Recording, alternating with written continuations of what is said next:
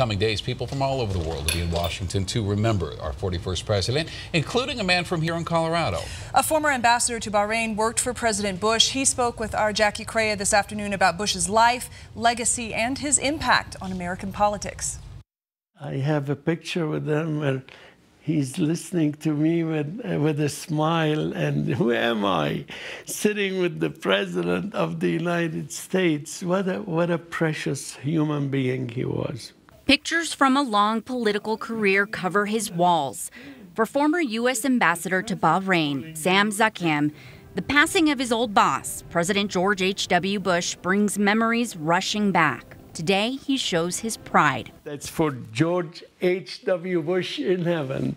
And I have the Colorado flag and the American flag. Zakem worked as ambassador for 41 during major milestones, helping gather support for Bush's policies, like stopping the threat of Saddam Hussein. He drew the line in the sand and said, this aggression will not stand.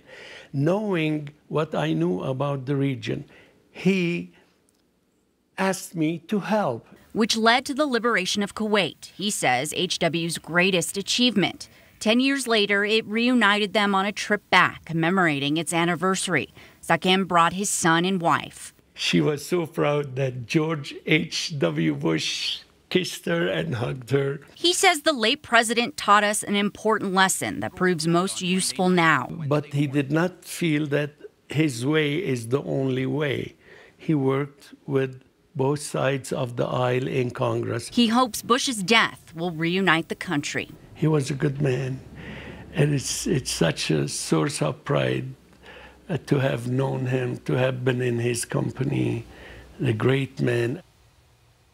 And that's something we've been hearing from so many dignitaries and former colleagues of H.W., his legacy of working towards bipartisanship. Zakem will travel to D.C. tomorrow to pay his respects at the Rotunda and the following funeral services. In the studio, Jackie Crea, Denver 7.